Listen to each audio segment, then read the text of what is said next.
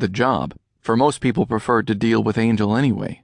Most decided to wait for his return to deal with whatever problem they were having. Too bad that didn't help his little issue. The problem was Jessica. After the time he spent in her room, his obsession with her was worse. He spent hours in his own bed, surrounded by her scent on his skin and clothes. But he had to. No, he would remain strong. He had overcome many things in his life, and he could overcome this. A loud, rhythmic thumping coming from the basement drew his attention. He walked to the door that would lead him downstairs, and realized that the thumping was the bass in a song.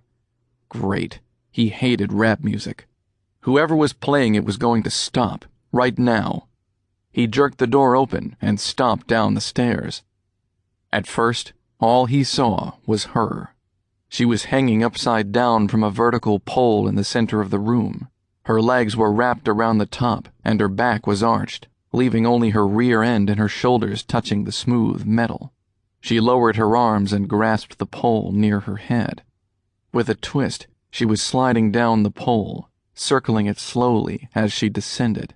Her breasts were shoved forward, barely contained by the thin, tight material covering her body. Sebastian's body leapt to life, giving him an instant and painful erection. He unconsciously adjusted himself. But then he saw Jacques. He was watching Jessica dance with unabashed lust in his eyes. He was standing too close. All he would have to do is hold out his arm and he could touch her. Was she dancing for him?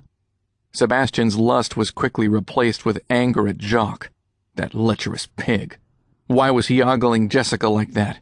Never mind that 2 seconds ago he was doing the exact same thing. She was a lady, damn it. She didn't deserve to be leered at like some common whore. And why was she letting him do it in the first place? Sebastian stomped over to the stereo and pressed the power switch, instantly silencing the offensive music. Jessica, who had apparently been unaware of his presence, was surprised by the sudden silence and lost her grip on the pole. She started to fall, only to be caught in Jacques' waiting arms, because that made the situation better. Not. "What the hell is going on here?" Sebastian demanded. Jacques held Jessica close to his body and kept silent, as instructed. "Oh, hi, Sebastian," Jessica said, a little breathless, and making sure she had a good grip around Jacques' neck. "I was just practicing. Jacques helped me find a good pole." She flashed her most innocent smile. Looked like more than that. Jessica had known Sebastian long enough to know that when his eyes darkened, he was mad, and his eyes were getting really dark. She briefly wondered if she had made a mistake, but as soon as she thought it, Jessica pushed the notion away. She knew Sebastian wouldn't hurt her, and she knew she was going to have to be ruthless. "Well, I asked him to stay and make sure the bolts held, and to catch me if I fell, which was a good thing." She shimmied out of Jacques' arms, but remained close to him. "It looked like you were dancing for him," Sebastian growled. "Why?" he demanded. "Don't be silly," Jessica said, turning to pick up a towel and mop the sweat from her face. "Was the music too loud?"